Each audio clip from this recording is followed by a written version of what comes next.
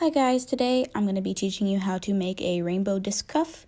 You'll see here that I am tying a single that is made out of 24 black beads, and I did the rainbow twice over, which means that there are 12 colored beads because this is a rainbow of 6 colors. And I did this specifically because that's how I make everything match up. So there is no pink there because I found that 6 works the best. You'll also might notice that this seems kind of large for a lot of wrists. It is large for mine, but this is the way that I've learned to make it like very even. I'm sure you could somehow manage to make it for a smaller size, but I just haven't found the way to do that yet. So I've settled on this sort of big cuff that I just assume can be worn more, on the upper arm instead. So after we have this singlet, we're going to start an X base cuff, which is going to be our base, obviously. And this is 1X tall. So you'll see here that I'm going to start stringing a red bead, an orange bead, and a black bead.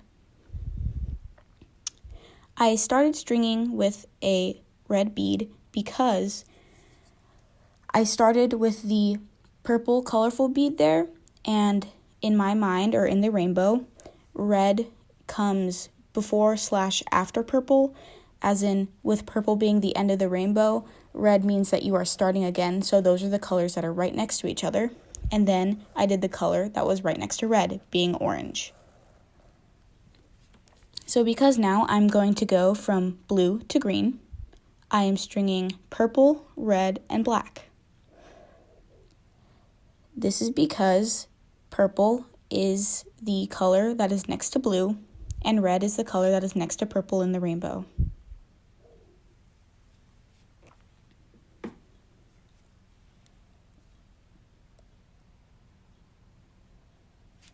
And again, same example. I know it seems kind of complicated, so I'm going to keep explaining it. At least it kind of felt complicated for me. As I string from green to yellow, blue goes next to green, and purple goes next to blue, and then you pull that through the yellow. But obviously, the yellow is being bordered by a black, so there's always a black bead on that end for the beginning of this cuff.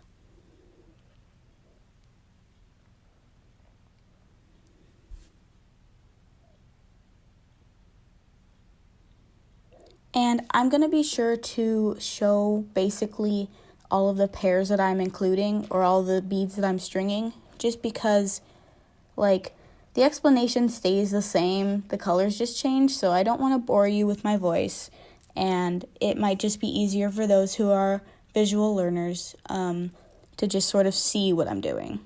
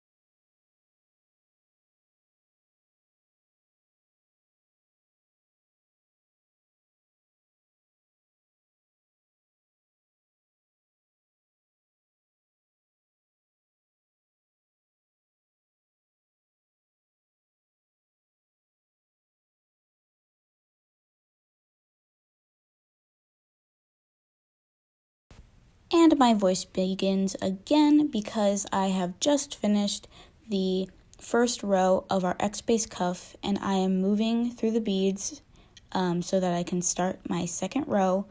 And again, this goes very much like the first, in the same sense of you are just following the rainbow, but there is always a black bead at the end. So you'll see that it basically is exactly identical to the first row. So I think it would be harder to get lost in this bracelet, but of course, naturally, just you guys are totally open and able to follow me and just see what I'm doing. But again, these rows are basically the same, and the beads in the middle, you'll notice, are the same. Like those greens are right above and below each other, so that at least helps you figure out where you're supposed to be in terms of your little rainbow here.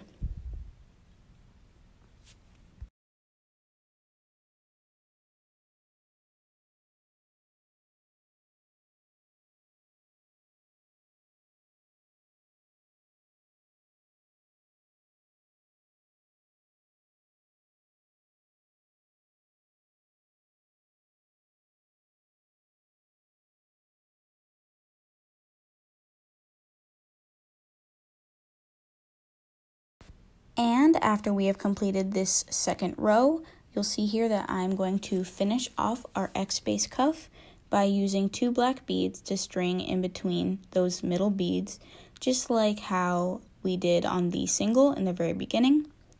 This is going to successfully close off our X-base cuff, and then we can start on the sort of, the next part of the cuff. And this rainbow cuff, I'm pretty sure, it's just a different way of stringing a very simple disc cuff, but the way that it is sort of like strung kind of makes it more complicated. So, this is a disc cuff tutorial, but So here now, I'm going to begin our little triangle thingies that will eventually connect to each other. You'll see here that the bead that I came out of, which is the blue, it is touched by 2 black beads. So the bead that you keep coming out of is touched by the 2 black beads. And so the way that this is going to go is that you'll notice that the bead in the center of these triangles is the same as the bead in the center of your X base that is right below it. And now, in this sense, I am making the rainbow meet the bead that we are going to be threading through. So for this one, since we're meeting a yellow, I have put orange, red, and purple, because yellow, and then before it, orange, red, and before red is purple, so which, being the end of another rainbow, but don't think about that too hard. So again, the bead that you are coming out of is going to have black beads. You are going to start with black beads every time you make a new triangle. And again, I am going to try and show you the, the beads that I am stringing, but I would also like to remind you that you can totally watch this at a different speed. It's a very delicate balance, figuring out what's too fast and too slow, because I feel like if I explain this all, it would be a hour-long video, and I know that would probably annoy some people. So that is why I highly encourage changing speeds on YouTube if you are getting ahead of the game. So again, here I am threading through a red, which is why purple follows it, and then blue and green. And again, those green beads are the same from the X base to these new triangles that we are making.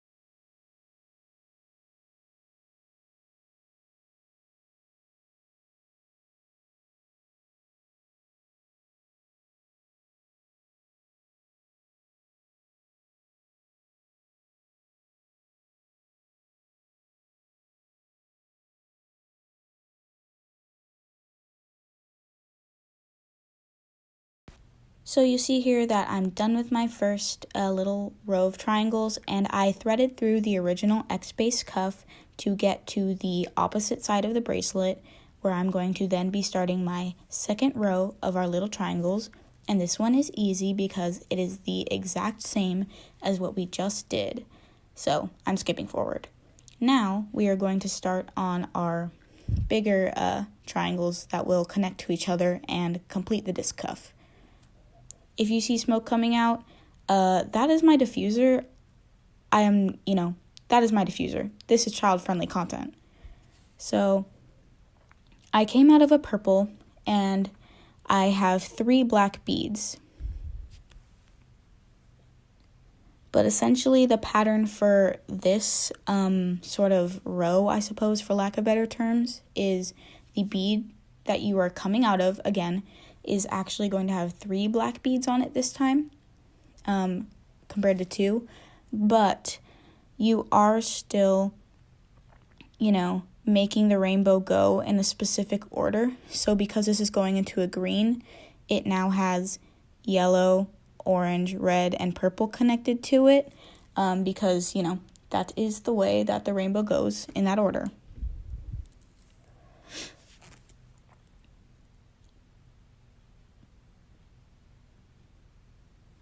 So basically, in the way that this goes is that the rainbow goes in a sort of backwards order, if you like to think about it that way. That's honestly what kind of helped me understand the way that I wanted to do it, because it's going to end up making a really pretty spiral. So again, because this is going into a yellow, it's going to go backwards into orange, red, purple, and blue.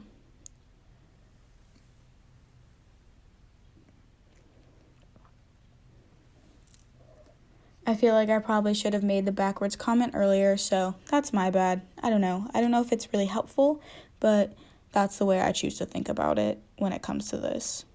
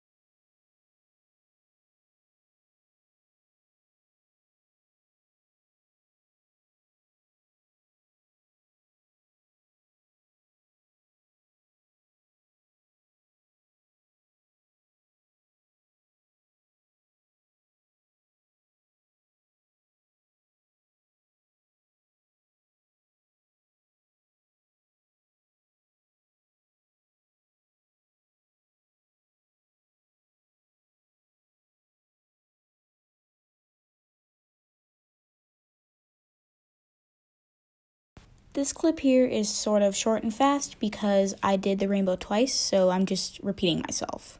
Anyways, now that we're done with that, I am now going to thread back into the original X-base cuff, because that is how I like to hide my strings and get them from place to place. And we are going to begin our last layer of our rainbow cuff. I'm attaching more string here because I never know how much to cut, and I always end up, lacking some or having so much left over. It's ridiculous. And I knot my strings a lot, and I also seal them with Mod Podge, but that is just a personal preference. I don't know. I just wouldn't want anything to break, so that's why.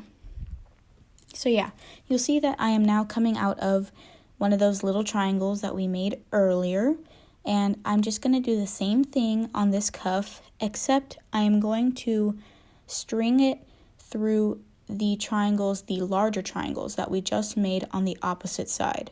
So I'm taking those 3 black beads and I'm stringing it through the center bead of the last row we just made. And it's pulling them together just like that, connecting them by that blue bead.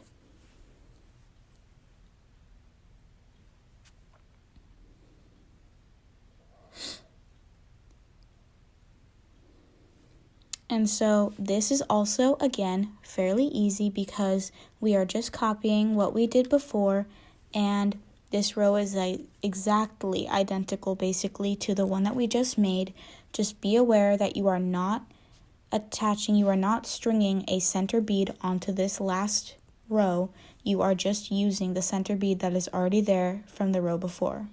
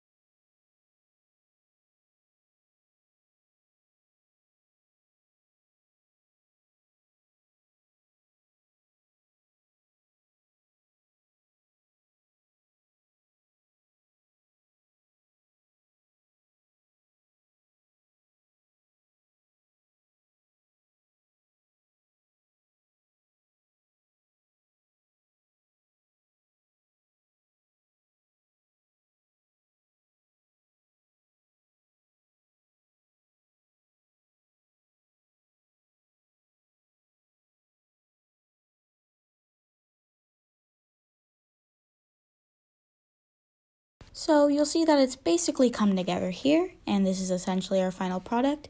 I am now going to string back into the original X base so that I can tie and also hide the knots that I tie.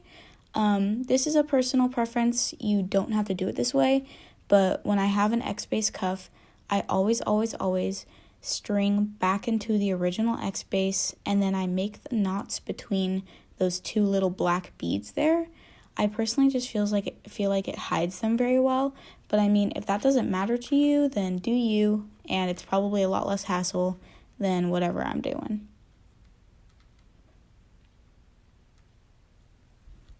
But, as I'm tying this, I want to say that I hope you enjoyed this, or I hope you found it useful. I am new at this. I'm figuring it out. I don't entirely know what I'm doing yet, and trying to be relatable and funny at the same time, but also, not just BSing you guys and making it useless. But anyways, here is the final product of your rainbow spiral disc cuff. I hope you enjoyed, and thank you.